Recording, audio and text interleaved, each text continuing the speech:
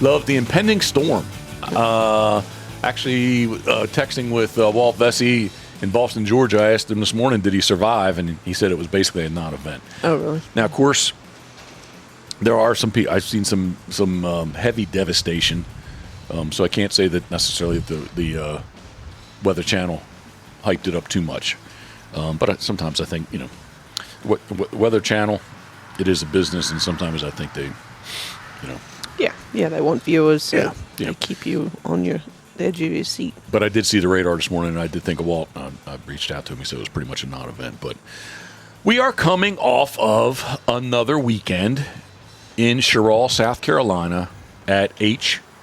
Cooper Black Sporting Dog. It's a state park, but the Sporting Dog, what would you call it? Sporting Dog what, love? Training fields, I think they call it. The Sporting Dog facilities, how about that? And I want to thank you, well, not thank you, thank you for running the dogs. I hope you enjoyed it. Oh, I did. But I want to congratulate you and commend you on the great job that you did running all three of them. Proof, MASH, and Elmer T are all now junior hunters. Mm-hmm. So you did a great job. I hope you had fun doing it. I did. Yeah. I did. But I said I only ran the one out of 4 tests that they have to run to gain their junior title. Jeff ran them in their first 3, which I'm pretty certain were far more difficult than what I had to do with them, because we did, between the 2 different trips of H. Cooper Black, working with Rhett Riddle and also Kevin McLaren. Thank you. Definitely, it helped me see things a little bit differently with their training. And between the first and the second trip, came home and did a lot of holding blind work, which I think helped in the 4th test for them. Yeah, 100%. Rhett Riddle, Bay Creek Kennels, and Kevin McLean, Morning Sun Retrievers. I was struggling. No, I was not struggling with that one, but I had to sit there and make sure before I said it that we were good to go. No, did a great job, and specifically off this last weekend, I really do want to thank Rhett. He's been more than kind to us. Very kind, and I got to say, I know the last day he was a little short on time. Carly was doing with Renzo, the one bird thrower, and Rhett was kind of solo, and I know he was a little bit short on time. I really just wanted to get, I guess, what is the biggest thing that I took away from Rhett? Doing cold honors. I have not done, I don't know that I've ever done cold honors. What's a cold honor? Okay, well, good. I was going to say that, but thanks for saying that. Basically, just having not the working dog, but having your dog honor the working dog, the dog that's seeing the marks before before Scoter gets, in my case, before Scoter gets she gets her marks. Mm-hmm. So I put her in the holding blind, acted like maybe she was going to get some marks, heeled her to the side. Rhett came, and he ran his dogs, and I just made her, 0 tolerance, and just made her sit there and matter of fact, what did I do? I think I ran the water blind with her. That's all she got. Yeah. Except, she honored all that. But where am I going with this is I text Rhett later on. Well, first off, I thanked him, and I told him I appreciated, his time for letting us, train, or at least to honor that the last day we were there. It was a beautiful day, too. It really was. We both got a little sun that day. Mm-hmm. But I told him I just enjoyed talking to him. We sat there, and we brought up I'm sitting there. She sat there for quite a while, and then I put her away. You were walking all the pups out the backside. Mm-hmm. And I broke out of a chair, and I was sitting there talking, and we talked about all kinds of stuff. Kind of like back in the day stuff. Rex Bell, many, many Rex Bell stories. Coot stories.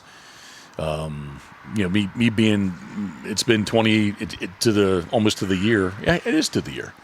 Almost, I should say, to the month that it's 20 years since I've been there last, and just kind of talked about. I guess I was there before he really started coming there, so it was really cool to. I appreciated just sit. How about this? I enjoyed stuttering. I enjoyed just sitting there talking to him. So anyway, he said he appreciated. Super nice guy, just easy going too. He said he agreed. Really nice. And Lawton Hayes' Remy that he trains ran in Master 1 the B flight. Scoter was 10, and Remy was 11. And I don't want to get ahead of myself, but the third series was the honor, triple on an honor, and I did after the fact. Well, I guess I later that day, I think I asked him if he, in his peripheral, did he see a black dog? Because Scoter was out there a little bit on the honor, and he did see. He's like, I tried to see Remy as quiet. He's like, I said, I appreciate that. I won't say Scoter won't break, but I feel confident. I feel confident that she won't. She won't until she does. As soon as Remy went, what happened? She comes straight back to you. Yeah, she does it every time. She knows the drill, but right? she's still way out in front. Yeah. Well, we're working on that right now. We are working on that right now. And speaking of that kind of stuff too, you finally got to meet Bob Owens. I did, from Lone Duck. Yeah, from Lone Duck. So that was cool. We got to hang out with him just a little bit. It was nice to see him too. So all in all, from all that aspect, it was a great weekend. There's an aspect of the weekend that I came away. There's an aspect of the weekend that I truly questioned. What are we doing? Yeah. What are we doing? Yeah. What are we doing here? I did too. And it kind of rewinds to, I guess, I think I do. You can tell me I do, I don't, or I do. I'm going to have to finish this. Is that all right? Yeah. All right, Elmer T. Lee. That's the Elmer T. Lee he's talking about. Elmer T. Lee. Who we named Elmer after. But where am I going with this?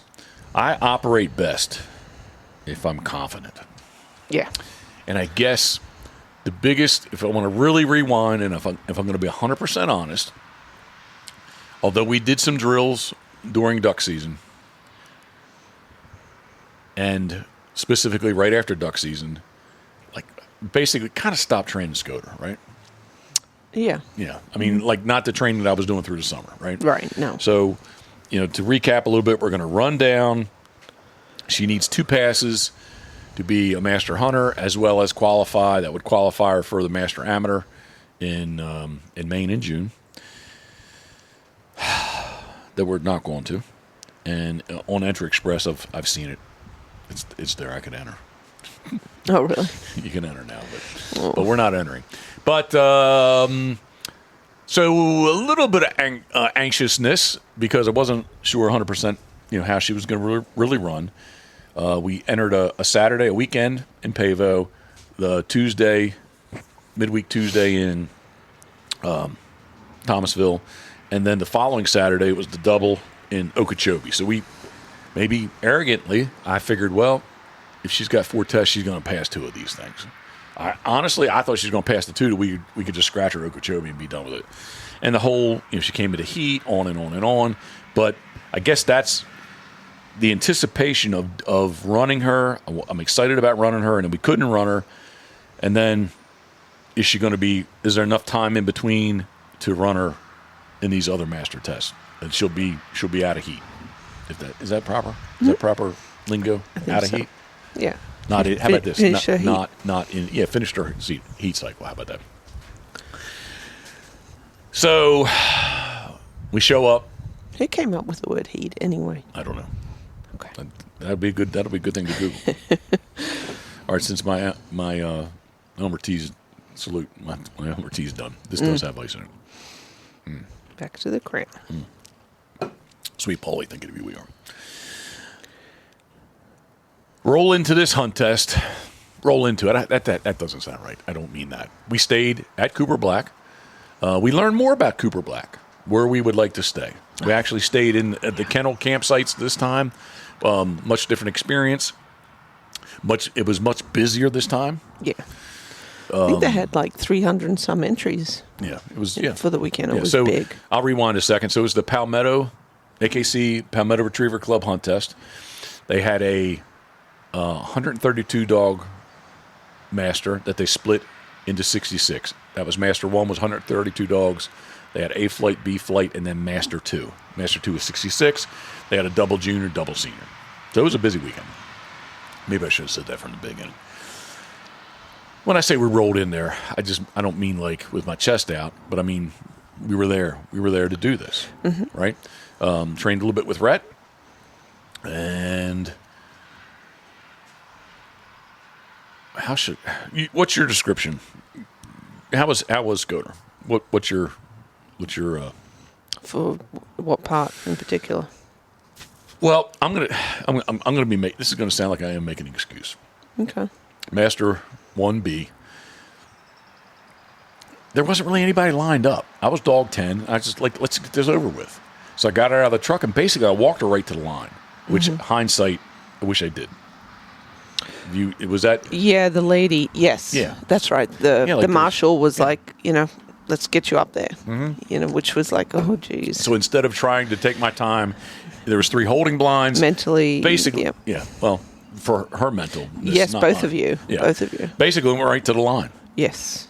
And ran her, and I learned I'm going to readjust how I do this. Usually, I like to sit Scoter in the holding blind. I think it's raining, love. Look. Yes, yep. I just got the alert. Okay, yeah. So holding blinds. For those who don't understand, no, that sounded wrong.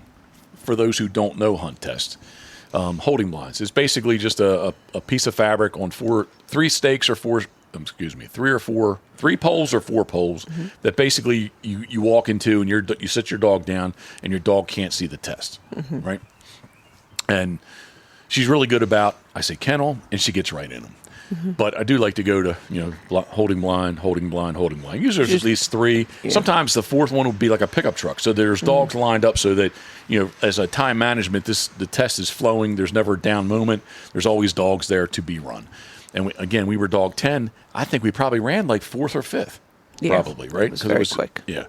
And again, the excuse is there's some people there that because there is a master 1A and a master 2 and a senior and a junior going on, although the master should take priority and precedence over senior and junior, it just was broke up. So I'm going to say, where am I going with this? Usually I sit her in there and I like to step out, like that she's under control, and I have her come back to me. So we're not doing that anymore. She's going to be under control, but I'm not going to be like 10 feet from her. I'm just going to be 2 feet from her because she ran out to me, and it's a walk-up. So what a walk-up is I have a gun in my hand. I can talk to her. We're saying heel, heel, heel, and we just walk towards the line, and all of a sudden, boom, the gun goes off and something gets thrown. That's my opportunity to say sit or blow the whistle. I choose to say sit. Well, again, I'll rewind and she's in the holding blind. I step my 10 feet back. She comes back to me and she freaking yips at me.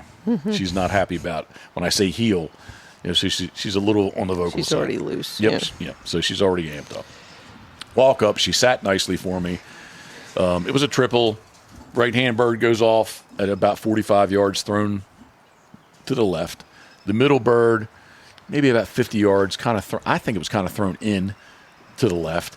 And then hard left, this big flyer. When I say big, it wasn't long, but it was a big flyer. Comes out of a winger, and it had a big old arc to it. Basically a shot on a mowed field. No cover, and some decoys. And that was her triple. She goes out and steps on the marks. Boom, boom, boom. And then we run a blind. It's basically under the arc of the flyer. The left-hand bird went off, the go bird. We run a blind under the flyer. Strong wind. She got hung up a little bit in when she went past the flyer station. I think she kind of smelled in there. But in my recollection, it should have been a 3-whistle blind, but she got a little bit loose at the end. And I had to blow a 4th one just because I wanted to try to keep under control. So we're through Series 1. She got in Master 2. We were on the waiting list. So she's 66 dogs. Her number was dog 68. So we go over there, and it's on a field. First off, I want to rewind. The Flight B was Bob and Teresa Tebbins' property that's just outside of Cooper Black, about a mile outside. And that's a really nice piece of property, about 35 acres. It's got multiple pieces of water. It's got some nice terrain to it. The first bird down, second bird down in the first series, where it was in some heavy cover, like some small pine trees and some heavy grass, but a very nice piece of property. So we go on back to Cooper Black, and the Master 2 that she got into, it's a hayfield that's been like checkered mowed, and there's big rolls, hay bale rolls out there, and it was basically a triple. The right bird thrown. It was bring your dog out, set him down. the right bird goes off first, thrown to the right, the middle bird thrown to the right, and the flyer shot to the left, and a heavy wind from right to left. It was the wind by the afternoon when she ran, early afternoon, the wind was blowing pretty strong. Mm-hmm. We did get to watch Bob Owens run it, and and there was a double blind. There was a blind under the arc of the flyer with just a stake out in the field in cover, and then off of the middle gun, on the left side of the middle gun, there was another stake with a bird. So the middle gun planted the right-hand blind, and the flyer station planted the left-hand blind. I want to rewind. Do we know for 100%, before I get ahead of myself? Mm-hmm. I am going to get ahead of myself. Was there a bird? Was a bird planted at that stake? I'd have to look at the video. Well, but she was on. I don't know. There was so much scent out there, though. Yeah, but she was to the downwind side of the stake. I'm already ruining the story. So anyway, we wait to the end. I gotta say, for Master 1B, I wasn't really nervous. I think because it happened so quick. Yeah. I'm sitting there watching from I watched probably 25. We even left and came back. Yep. Because we went to the camper and came back. Yep. And there's about, I don't know, she's 5 dogs to go. You walk down, you're like 5. And all of a sudden, it just hit me that I'm freaking nervous about this. To me, it was something that was very, very doable for her, but I was very nervous. So anyway, and then, of course, Bob has to come down with you for a front row seat. I was supposed to be the last dog. The dog before us got a no bird, or a couple of birds ahead got a no bird. So there was a dog behind me, which I started worrying already about. Okay, so I'm all over the place. In this series, it was a triple, 2 blinds, and you had to honor. So now I'm freaking out because I already know how she is. If they don't have an honor dog ready, we're gonna be standing down there for a while before a dog shows up to honor. Mm-hmm. And if they they could say, "Hey, would you like to put her under leash?" Well, if I do, then when I take her off leash, right, it's a release. Yeah. Lead. Then does she think, "Hey, she's going to get these again?" So there was a little bit of that nervousness. There was a dog, actual a judge dog behind us, so that kind of left me. But I was nervous. Walk down. Boom, boom, boom. She goes out, gets the flyer. Nice. She comes back. I would have liked to pick the middle bird up first and the right-hand bird. She really indicated she wanted to get the right one, so much so that the hay bales, there was a hay bale to the right of really where it got thrown, and that's, to me, what she lined up on. I don't know if I effed with her too much, but anyway, hindsight is 20/20. But should I have just let her? She'd been upwind of it. Anyway, long story short, I send her, hunts, and to me, and I can hear the judge behind me saying, "Don't let her switch." Oh, really? Right, and that's why I blew whistle and handled her over to the mark. And then that's when this really started. I stopped her, and she's in a place that she can't see me, and he's even saying, "Walk up behind us." Walk. I had my hat off, and I'm trying to cast her. Anyway, eventually she gets over, gets the bird, but it was not clean. No. And my mouth is so dry. Come back, let her sit down. She looks at it, and she does get the middle bird clean. And they're slow planting the blinds. She's the last dog. They're slow planting the blinds, and because everybody else chose to run the left-hand bird. Again, wind is blowing from right to left. Marginally, the left-hand blind is shorter than the middle. Well, not the middle blind, but the right-hand blind, which happens to be in the middle, from the middle gun, if that makes sense. Anyway, I stopped her right before the flyer station, cast her to the right. I stopped her again at the flyer station, a verbal back, and I thought she was right at the stake. And from where I'm at, the flyer station was so wide from left to right with all the holding blinds, and the wind's blowing from right to left. Did I lose control over her? Yes, I did. But all of a sudden, from my perspective, she winded. Well, she did wind, not from my perspective. She did wind the right-hand blind, but I couldn't see her until it was like the last 10 yards, and I couldn't stop her. So basically, I was fucked. So we're out of Master 2, and I take credit for it because it was me, not her. And I think it may have been me because I had to handle her on the mark, the right hand mark. Possibly, I fuck with her too much. I don't know if she thought she knew where it was. Lesson learned. And in my phone, I love my notes in iPhone. I've started a little list of things to remind myself that next hunt test, I'm going to just scroll down through real quick to just help remind myself. You want to check these real quick? Sure. And I'll take a drink while Karen does this. You're good, go. We had technical difficulties of my, almost like me with handling Scoter. I guess it would have been my technical difficulty. But anyway, we said we were going to stop, just make sure we're good to go. We good? All right, we're good to go. Karen, she did not give me thumbs up, but she gave me the affirmative that we are good. We're good?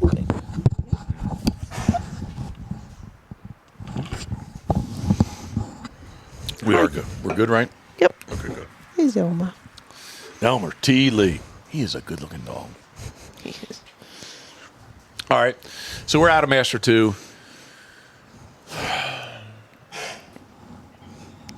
Out of Master 2. Yeah. So we go on back to Master 1 Flight B for Series 2. Yep. And I got to tell you, I'll be very honest, I didn't want to run it. I was done. I was done for the day. Mentally. I was done for the day.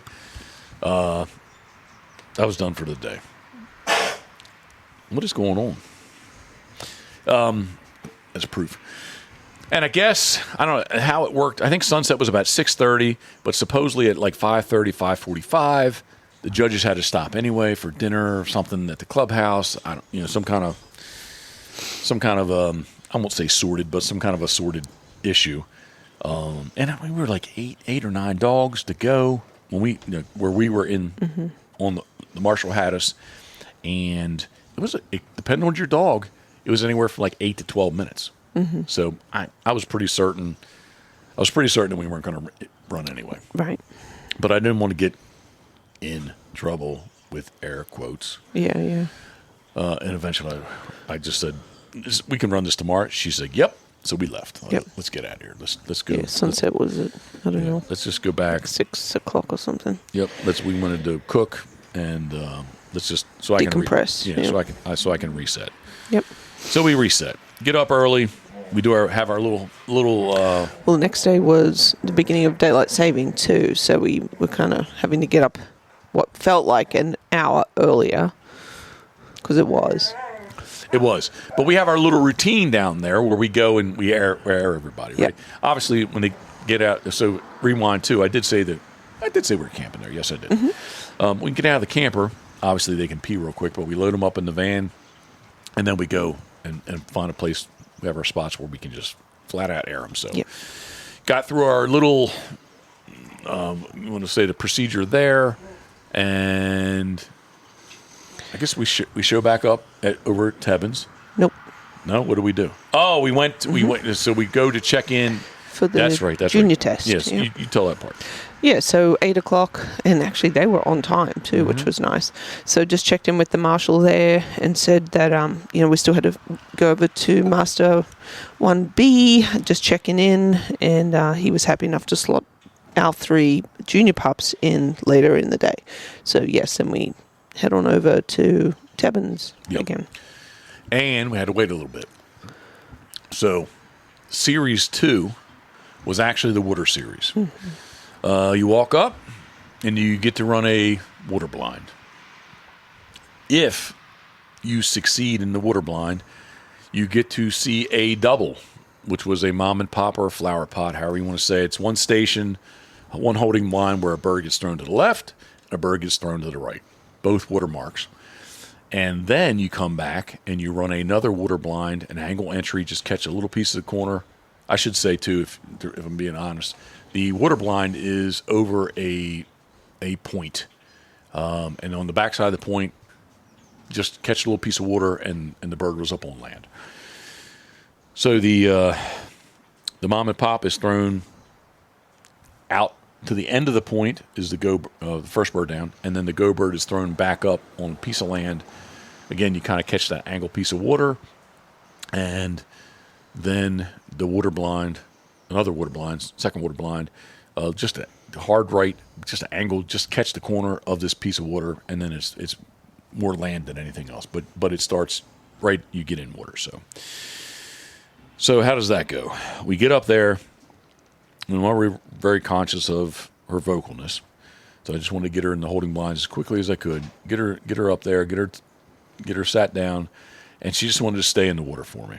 And critiquing her out of those four, the 2 blinds and 2 marks.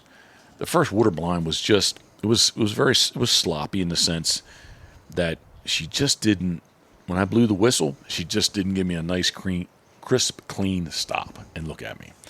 She treaded water nice, but she's like out there looking around like it must like where like she's trying to look for it. So I run the water blind, and to be honest with you, I don't think I've ever told you this. This, want me to be honest. I was waiting for them to say thank you very much. Like you're not getting the marks. Her blind was like that. I didn't think it was that bad. No, I thought it was. To me, from my perspective, I was questioning, like, are they going to say, hey, thank you very much? No. So anyway, she gets the marks, does them very nicely, and the water blind is to the right. I tried running her on the left to make sure she got in the water, and she just kept looking out to sea for me, right? So I flipped her on around and got her on the right-hand side, but the little levee, now I'm thinking it's going to be very easy for her just to run down the levee, right? Mm-hmm. But thankfully, she got in the water, and I think what maybe kind of saved her, there was a decoy that I think she was attracted to. Sure. It helped her. You couldn't see it. I know the one you're talking about, yeah, though. It was right on the edge. So anyway, she did a nice job. To me, on that blind, she did a nice job.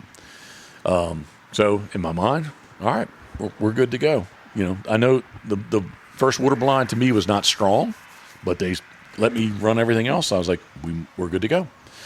So then we go back and run.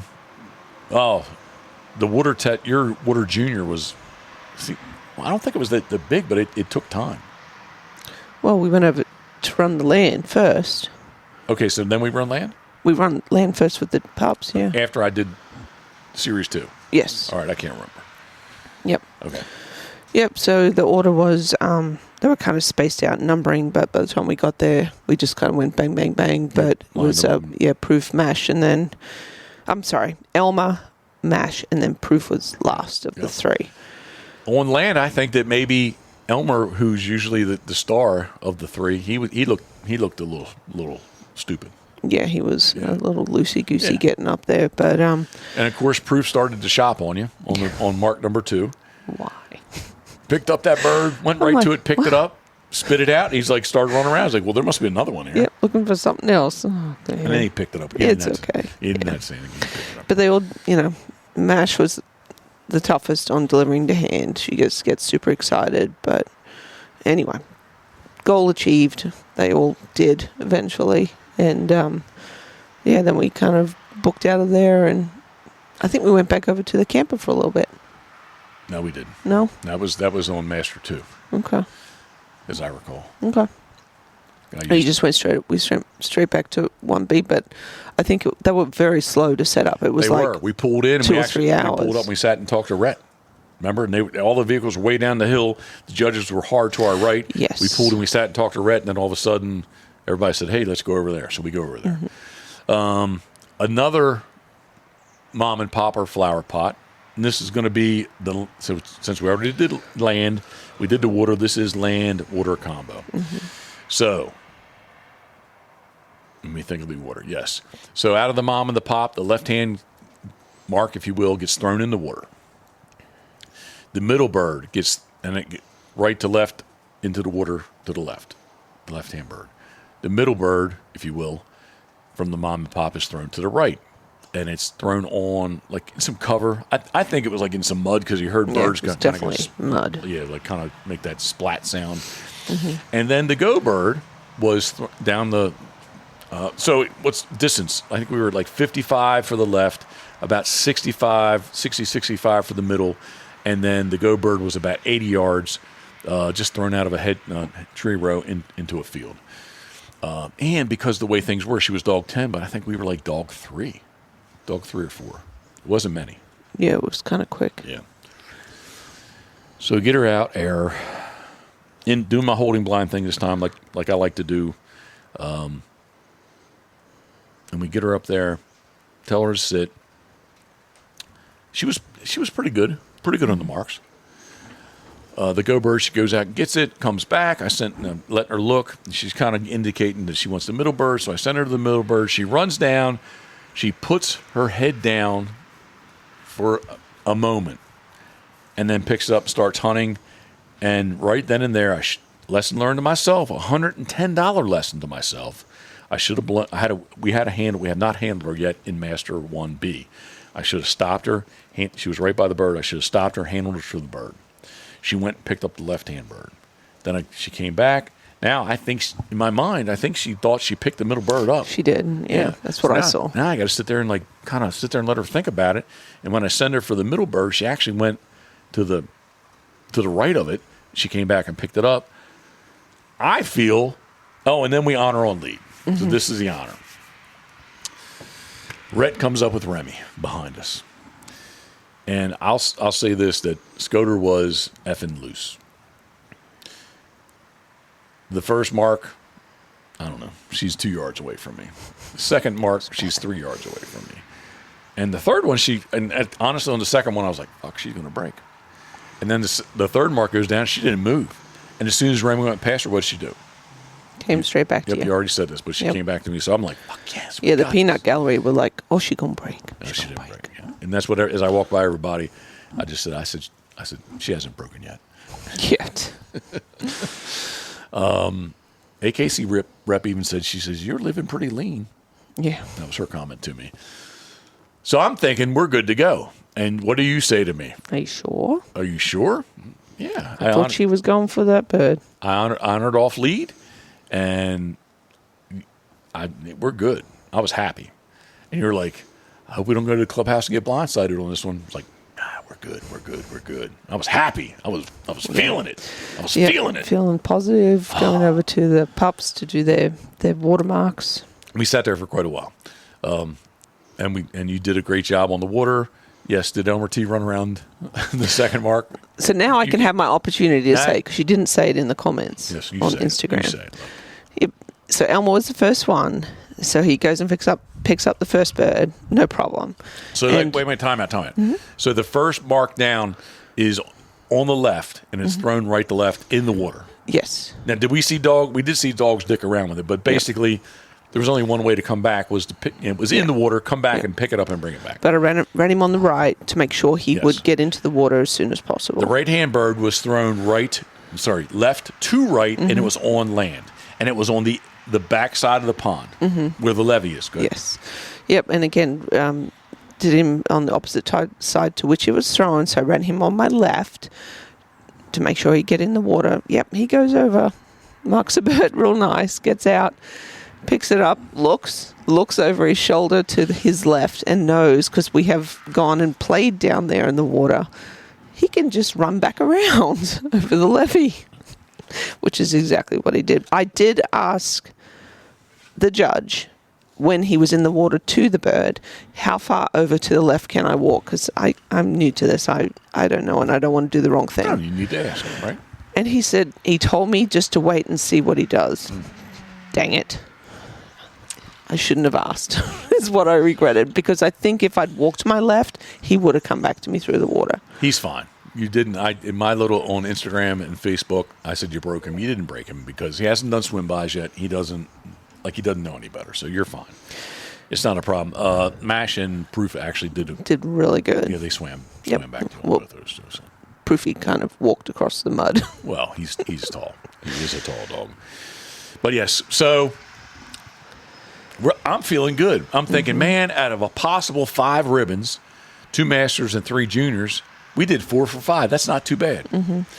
So we go into the clubhouse, and Jean's she was with us. She had Bluey and Kane that ran Master 1B, but they'd already gave out the ribbons for 1B. She's like, I don't think I heard dog 10. She's like, I didn't hear. I don't know Scoter passed, and like all of a sudden it just set in. What? It just set in on me. The judge gave you the nod. Well, the woman judge had left, but the male judge, I semi know. So I'm walking over there to question him, and he's like, wait, he said, "Come on, sit down." Basically, he says in that third series, he said she switched. And I was like, "Really?" He said, "Yep." So I don't really think she established a hunt. She put her nose down. He said, "Well, there's the little levee right there, and any dog that went across the levee, that they were going to get the middle bird." And basically, he said she switched. I don't know if I should say anything more. I mean, we asked a couple of pros their opinion, and they differed. It was 50%. Well, where I'm trying to go with this, I guess somebody could look up and see who. No, yeah, they could. Anyway, what I want to say is, I think he had her qualified, and she got zeroed out. Like it was it was a mess. Like somebody tried to race something, and the other female judge was gone. And I think they must have had a conversation. And there was an apprentice there too. Apprentice judge too. How does that work? Can the apprentice, when they're all discussing the dogs, can the apprentice chime in on their opinion? Nope, they're just going to kind of sit there and learn. The apprentice scores, has the score sheet too, and they're learning, if you will, but they don't really have a say in it. Okay. But anyway, I kind of think he had her through. But anyway, regardless.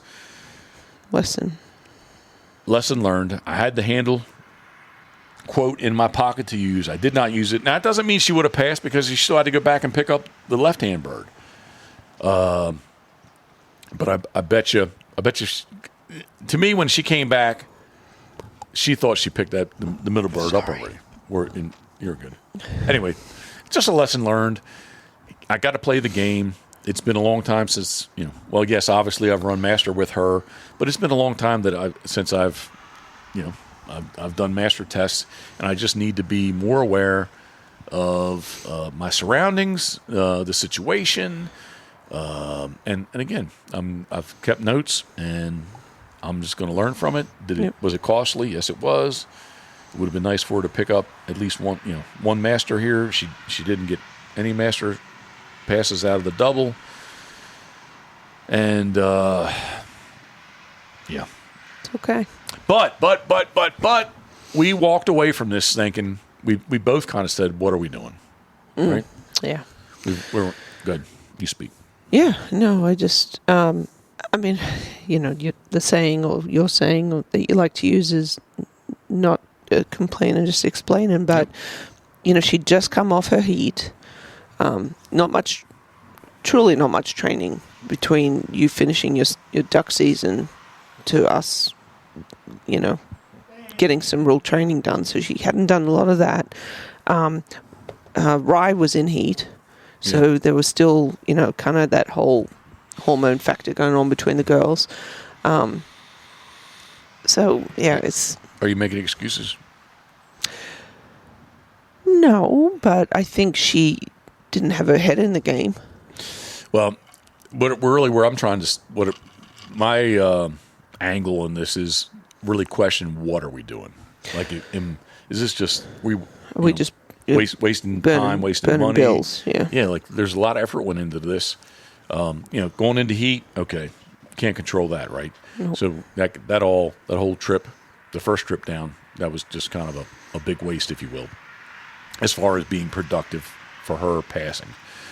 And especially the Pavo test, the land water series, from the line you could see the birds sitting there. Yeah. Right? Like what if? And I know what if. And, we could have went down, we were down there. But she could have ran those and just kind of imploded also. So there's no guarantee that she would have passed those. But, I'm just thinking, what the fuck? Mm-hmm. There was 4 tests that we didn't get to run. Now we ran this double, and maybe I'm giving her too much credit. Where I definitely need to take more control. Not that I'm just up there standing, but I really have to say,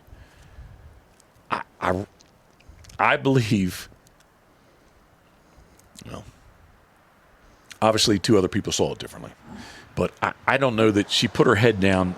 Is that a hunt? A hunt to me is that she would have circled in there, circled around the bird, circled. She ran down. But you sent her to that bird, and then she switched and picked up the other bird. But did she hunt? Yeah. She did hunt it. Yeah. I mean, I think she did because I was questioning it. Then I'm wrong. So there's 3 people that say. That's why I asked you. There's 3 people, 4 people, but then somebody else said, I showed the video. He's like, nah, man. Like, she didn't hunt that. So anyway, lesson learned. We are going this coming weekend. Just fucking stupid, aren't we? I am. I'm not going to say you're stupid. Well, that's the thing I'm worried. Are we rushing it? We're simply rushing it because you have this timeline. Love, I might not be here next month. Right. I might be dead next month. All right. Well, let's just keep throwing money at that possibility. Anyway, she's entered in this double master in Emporia, Virginia. I'm going down there and kick some ass, and she's going to pass both of them. Don't jinx yourself, man. No, what the I'm going heck? in there with good attitude. I'm going down there confident. I work best when I am confident. Absolutely. I think the majority of people do. All right, so I'm going to just put everything that's happened. Well, there were no, except for her going in heat, there were no tests that happened. But the last double that we just did just raw, I'm going to put that up behind us. But again, lesson learned. And I even told you on the Series 3, I was like, we have a handler. I got a handle I can use if there's and I didn't fucking use the handle. Yeah. So that's on me. Well, but anyway, I'm looking forward to doing it. We're going to get a good day. Looks like Monday, Tuesday, Wednesday. Definitely good 3 days of training in, which I am going. Rhett Riddle, thank you very much. I'm going to come out and cold honor before she gets to run her mark. So I'm going to do that. It looks like possibly Thursday may be a possibility. Depends on how numbers work out. If we can train on Thursday. And then Friday, love, we're only going to take the very short 4-hour drive instead of this. And not take the camper. Instead of the 8 or 9 hour drive that we've been doing. I'm going to miss the camper. Are you? Yeah. But you get to sleep in a nice bed? Maybe. We'll see. But Friday's the day off. She gets the day off Friday. Yeah, it's travel day. Good. Yeah. I believe in days off for dogs. I was thinking we'd leave here at 10 a.m. And then that way, Takes 10, about 4 11, hours. 12, 1, 2, we're like ahead of that Virginia Beach. Traffic. It's going to be busy anyway, but we're ahead of, especially Friday, but maybe we're a little bit ahead of the traffic. The camper does not tow bad, but I have to say I think I'm going to actually enjoy not towing the camper. Yeah. Yep. Yeah, so. The fuel. Yep. The fuel economy towing it is good. If I can rewind, before we left, got up at 2, we left at 3 a.m. on Wednesday before the weekend test to get across the Bay Bridge Tunnel 17 miles because of the storm, much like is what's supposedly happening right now, that winter storm, and we tried to beat the wind. Yep. So, which that last hour or so, it freaking poured. Yeah, it was. North Carolina, South Carolina, made us get off 95. Yeah, we went, did some back roads to get over to Bendersville, which was a nice thing. But anyway, I still believe that she can blow through a master test. Like blow through it positively, right? Yes, okay, I believe she can do very, very well. Yep. An hour ago we did the three pups on back to the pile. Again, proof. Just he's the one that at the moment really stressing me out. For MASH, man, the freaking lights turned on. Yeah. You want to tell everybody what happened the other day? You can tell everybody. So since we got back, we've kind of changed things up a little bit in that while Jeff is running one of the dogs back to the pile, I'm bringing the next pup out and using that as an opportunity to do some training to get them to sit in the blind. No noise. Holding blind. Yeah, the holding blind, sorry. Yep, no, you're good. And so I brought the first dog out like we had done the day before in the same order. I had brought Mash out first, and I brought the next dog out. I think it was Proof. And I kept hearing him say, good boy, as he's running this dog back to the pile. And I stopped him and I said, are you saying good boy? And he said, no. No, he was very irritated with me. I was irritated because I thought you were critiquing me what I was talking to the dog at the line. And that's an excuse for you to be mean to me? No. All right, that's another subject. Love him never mean. But when the dog who I thought was Elmer was at the pile, good boy, and here's Duke. But yeah, I thought you were like critiquing me, like I'm talking to the dog too much at the line. Are you saying good boy? And I'm like, no, I'm saying sit, dead bird back. Yeah, so he sends the dog again and he says good boy. I'm like, damn it, he doesn't know who he has. I didn't. So yeah, the boy, otherwise known as Mash Dog, which is the girl, was doing a really good job. And lesson learned, hopefully that Jeffrey learned this lesson, is that treat them all equally, because she stepped up. She did step up. The only thing I was really questioning, I was like, Elmer comes back and snaps right into heel. I was like, why is he not healing good? He was running good. He was doing all his deal. I did stop him and tried to. So as he came back, I stopped him, tried to remote cast him. I was like, he didn't really do that really clean, and he was not healing very nice. And then all of a sudden, I was like, damn. And so all doesn't have testicles. So all of a sudden, I was like, wow, that was really good for Mash. She's like the switches flipped. Mm-hmm. The light turned on, and she's doing a really good job as far as going back to the pile.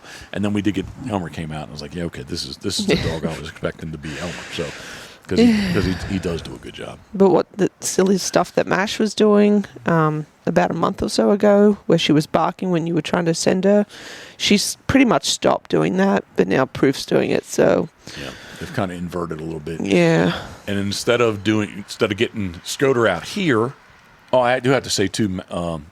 Rye's doing a really good job. Rye's doing really good. Yep. You ran her today. I watched it. I got to run her yesterday. I was like, I stopped her 3 times to the pile yesterday. Yeah, she's stopping quick. She turns tight and looks right at you. And today, stopping Mash, I like to stop dogs coming back to the pile before we stop them going away. When she came back, damn, she's like, Elmer is like slow on the sit. Freaking Mash puts the brakes on. Mash has a D-Max brakes on. D-Max brakes on. Yeah. She puts those brakes on and stops instantly. Yeah, she like skids to a halt. She does. It's pretty cool. So anyway, today, except for Proof, today was very positive. I don't know what's positive with Proof, but and then we walked on the backside, did our little no drills. We got the hay bales, poison bird. Did have a crop with me, but I ran Scoter without a collar, and she did pretty. Pretty good. Now you're going to say, well, it's what she knows, and that's what we do, but that's fine. No collar on, and she did a good job. So again, the next 3 days, we'll get some good training in, big dog training with her. I think we'll maybe take Elmer along and see if I can get him some marks with the training group. And like I said, need to get her Scoter to just. I just heard that, though. What was in my throat? Yeah. I don't know. Yeah. Need Scoter just for her light switch to flip on and just like work with me a little bit. And I guess I need to do a better job myself. I will admit I need to do a better job myself working with her. So. Well, I mean, you just got to learn. Like when I was running Fry today, I know I didn't do some things right, but I'm sure when you were training Coot, there was plenty that you didn't do right, but you learn from it, right?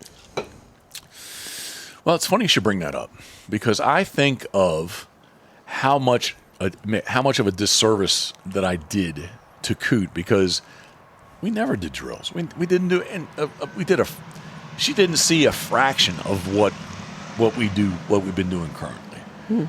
Basically, we just trained, went and did marks in the blind every day, marks and or blinds every day, but it just wasn't.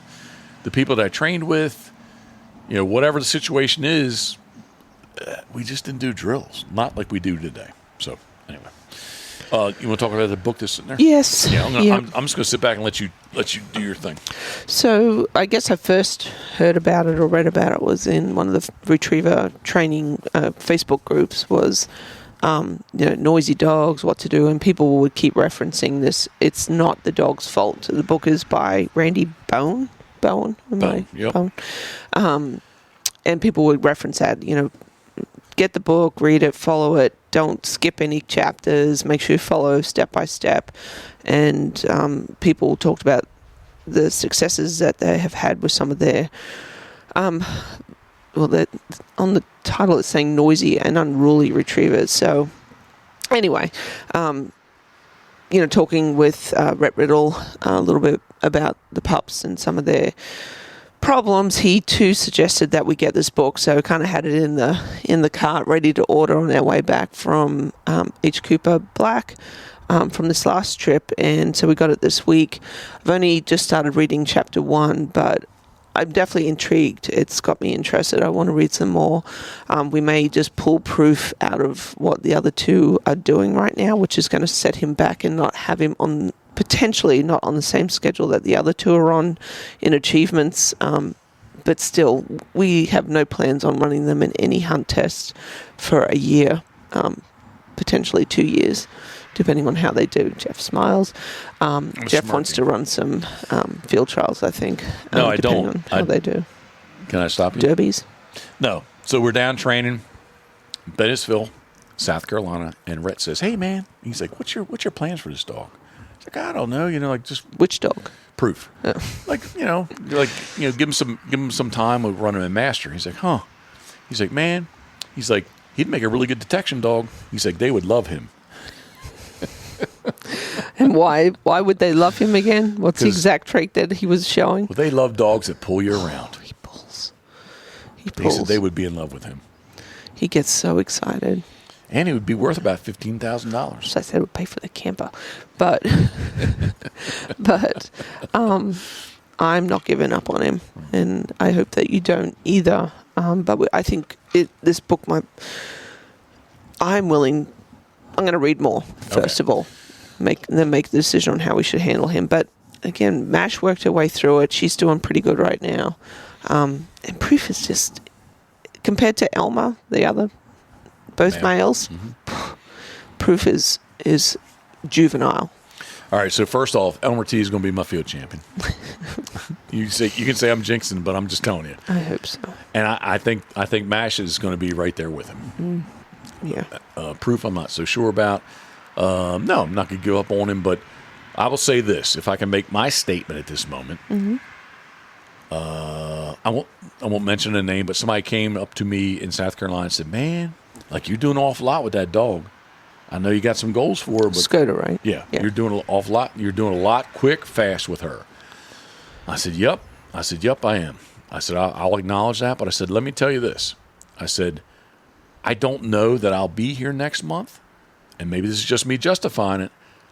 I want to be here next month, but I don't know I'm going to be. I need to do it now. Like, he's half my age, right? Yeah. I believe my daughter, Molly, is probably older than he is. I said, your long ball is much longer than my long ball. And I said, I need to do today what I need to do today. And I said, yep. I said, so maybe is that a product of is she a product of some of that? Sure. I said, but just so you know, I said, I need to do today what I need to do today. And I think he kind of absorbed that, and he's like, okay, I hear what you're saying. And then he went on to say, well, this is what you need to do then. Like if you're going to say that, then this is what you need to do. So again, maybe it's a little bit of me making an excuse for Skoda, but I need to be on the fast-paced track with her. Proof, man, if it's 3 years, I don't care. Yeah. Right? Elmer T and Mash, we don't need to do anything this year with them. Maybe in the fall, man, like if they're steady, very, very steady, maybe run them in a derby. That would be kind of fun. Yeah. But like I don't need to do anything with them this year either. They're junior hunters. Everybody can laugh at junior hunter. That's fine. They're junior hunters. I'm good for at least a year with everybody. Yeah, so that's kind of my attitude and where I'm at. But yes, with Skoda, definitely, on the more results based path is how many black dogs do we have? There's a lot of black dogs here. Yeah. I mean, it's kind of cool seeing them run out there. But yeah, so I that's my little my statement. I don't know if that's a good way to say it. Look at that big dumb dog right there. Jesus Lord, he's a freaking he's a black Dane is what he is. He's not a Great Dane. He's a black Dane. Oh, well, I'm speaking about Proof. He's handsome. As he kind of walks back. Freaking Elmer T's the sexy one. Yeah, he is. Anyway, he's still not. Look, he's out there peeing. He's not lifting his leg. On the mound, see him? Mm-hmm. Yep. All right, that's my statement. I'll admit the Pepper's hot. Yes. She's on the fast pace. Have I pushed her? Sure. But I still think I'm going to Emporia, Virginia this weekend, and my goal is to come away with two passes. Get her master title, and then she'll be 4 passes away from going and getting Texas. So that's all I got, love. All right. This weekend. Now you're going to make me nervous. You were saying, I'm kind of feeling nervous for this weekend. I'm like, no, it's going to be fun. It's going to be fun. We get to get away. How are we going to eat this weekend? I don't know. See, that's why I'm going to miss the camper. Yeah. Hopefully our hotel rooms have a microwave. Now we're going to put the basket on the back of the... Yep. Put the basket on the back of the van. We can take the burner with us, and yeah, we'll be good. You got anything, love? All right there, look at that. That Elmer T is sexy.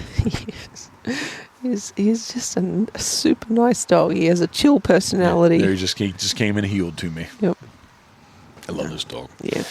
All right, this is the Pit Boss Podcast, brought to you by our very good friends at Molly's Place Sporting Goods. Fuel your adventure at mymollys.com, MYMOLLYS.com. Up next, I think I may have said up next too loud. Up next is, they come right, that's proof. Crabs to Go, easily found on Route 50 and Route 589 in West Ocean City / Berlin. Crabstogo.com. Up next. I keep saying up next. Up next. Help me. What else? Should announce a thing. Up next. How else should I say it? I don't know. I don't want to rank them like, say, number 1, number 2, number 3, number 4. No. But up next. Next we have. All right. Next we have Gunner.com. Gunner Kennels. Man's best kennel, which we have 6 Gunners larges in the T350. We love Gunner Kennels. We saw lots of Gunner Kennels down at the Hunt Test. Very popular. Yep, very popular, as well as a couple people. Well, I say couple. Definitely a couple people follow along with us, and they were very curious to look inside the van. So we opened the van up a lot so they could see the Gunner Kennels. Yep. We appreciate everyone at Man's Best Kennel, Gunner Kennels, and Gunner.com. Up next. I keep saying up next. Damn it. I got to come up with a better word. Steve Hoover, my friend. We appreciate you. Duckwaterboats.com. Punishing the docks and rocks, and especially the Ocean 32, the world's largest duck boat. So, duckwaterboats.com, Steve Hoover, New Philadelphia, Ohio. Thank you very much. Duck Blind, see, I didn't say it that time. Duck Blind Bistro, duckblindbistro.com. It is the ultimate outdoor oven, which we took to South Carolina and did not use because we're trying not to do carbs. Those biscuits kept talking to me. I'm not doing carbs. I did eat some crackers last night. You got on me about that. I was like, what are you doing? Yeah, well. Why? Moment of weakness. Yeah. 1 cracker does not equal 1 biscuit. Anyway, check out. What's that? Not as good, though. No, I agree with you on that. Check out. What does that sound? High flying jet. Check out duckblindbistro.com. The ultimate outdoor oven. We have low ceiling, so I can't see what's up there. Up next is Turtle Box. The Turtle Box went with us. The white one, the 2.0. Generation 2.0 went with us to South Carolina. Duke does not like that crow. The ultimate outdoor, what am I even saying? It's the ultimate Bluetooth speaker. The ultimate Bluetooth speaker, live loud. TurtleBoxAudio.com. Turtlebox, thank you guys very much. Up next, Heavy Shot Ammo. Who are the makers of the Molly's exclusive Heavy Hammer chest beak. It comes in 12 gauge, 20 gauge, and 28 gauge. HeavyShotAmmo.com. Up next. Keep saying up next. DEEMAXX. Hold it up, love. So everyone can. There it is. DEEMAXX.com. DMAX.com.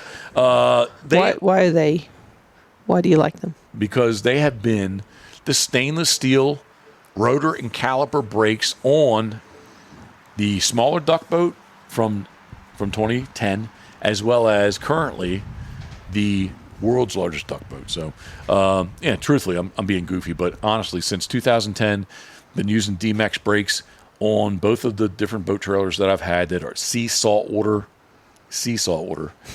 ocean water that is salty, the Atlantic Ocean, daily, and those things look brand new. Mm. Do I change the brake pads in them? 100%. Mm-hmm. Do we mess with bearings? 100%. But the rotors and the calipers are stainless, and they are badass. Check out, if you have a camper, boat trailer, whatever your needs are, check out D-Max, DEEMAXX. Hello, sorry to get my hand up quick enough. DMAX.com, DEEMAXX.com. When the camper needs new brakes, we're going to use those, right? So the camper has electric drum brakes, and it would really be kind of cool to put. I don't know. I have to look and see. D-Max is pretty heavy duty stuff. I have to admit, the little Coleman camper, she's a little lightweight. I don't know that they have something like small enough, if you will, right? I don't know, but it would be cool to have it. Mm-hmm. Yeah. So, and lastly, well, not lastly, because there's two more, but up next, new to the Pit Boss podcast is the Hunt Proof, HUNTPROFF, the Hunt Proof app, which, yes, they have the waterfowl hunt tracking, they have the turkey hunt tracking, but I love. You said you haven't looked at it, which I don't, right? I'm not used to. Yeah, but if you see my any of the screenshots, specifically over the weekend of the junior and the master test. I'm using the Hunt Proof app. So we appreciate Hunt Proof app and Pitboss Waterfowl. We have 14 days of the 60 for the 2025-26 season, and I think 2 days are booked for the 2026-27 season. How do you say that stuff? I don't even know. All right, love, you got anything else you want to say? Of course. Speak. Just posted up some baseball caps yesterday, and check them out. So there's more cap styles than I actually posted in my single shot on Instagram. Just go to pitbosswaterfowl.com/shop and check out the store, because we still have hoodies and some jogger pants. The sizes are getting a little sorted, and we'll do some more orders getting closer to the fall, hopefully. So jogger pants and hoodies. So we will restock. We will restock. Awesome. I got to say, like the initial pair maybe that I've been wearing, like they're like worn out. Yeah, mine. I've worn a pair out. Super big. The new ones are nice and tight, but the old ones, when I say old ones, they're like 4 years old. Super comfy, yeah. Yeah, they're very comfortable, but they're kind of getting a little on the big side. Stretched, yeah. Which I'm all about big, so it's not a problem. And then you are working on your orders, but there's going to be, you're making extra, so King Eider, which is really cool. There's at least one King Eider that's available. I did get all the King Eider heads glued and screwed. Did I say screwed? You did. I did. Glued and screwed today. So tomorrow, hopefully, they'll all be together. When I say together, the bottom boards will be on them. Maybe. I'm dog training, so I don't know. I don't know. I don't think they'll be ready to be sealed tomorrow, but definitely they'll all be together tomorrow. So and the common mergansers are together too. There is a common merganser available. So my next step is to get the bottoms branded, engraved, get them sealed up, and we'll start painting those bad boys. Cool. So, and the temperature's going to start getting nicer. Future plans, there's going to be more teal. Yep, definitely green teal. I got a bunch. Yep. There's a bunch of nice little bunch. 7 Drake Harlequins. There's 2 hens. They're sitting to get painted. I have 2 Drake red-breasted mergansers. There are 3 hen red-breasted mergansers need to get painted.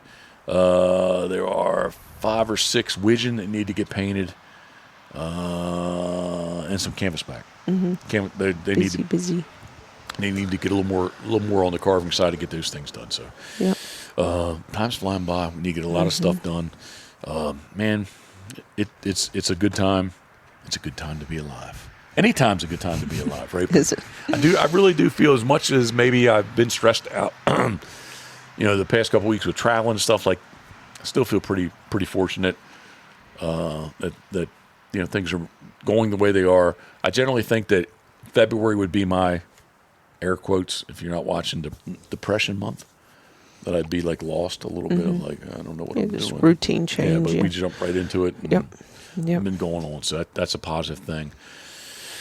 Yeah, get a roll-off dumpster, get some more shit out of here, thrown away, get it cleaned out. We got the storage units, get those cleaned out, and maybe we can actually have a little rhyme and reason out there. You threw it out there today to me about doing a carving class. So there's those things are all very doable, and just need to manage my time better. I think maybe is the best thing to say. So, love, I'm hungry. What are we doing? What are we doing for dinner? Leftovers. Leftover what? Chicken. Oh yes. Leftover I'm not even going to say anything about that. No, don't say anything. I want to, but I'm not going to say anything about not about yet. chicken, but Yeah. how he sees. I see a dog right there in the woods. A little Roddy pup. He was black. All right, love, I'm done. All right. Let's end this thing. All right. Oh, you don't have anything in your... Nope. I don't want to refill because it kind of kicked my butt. Oh, I'm sorry to hear that. All right. Looking into the camera, we appreciate you following along with us. Thank you very much. This is the Pit Boss Podcast, brought to you by our very good friends at Molly's Place Sporting Goods. So, until next time, thinking of you, we are. Cheers. Salute.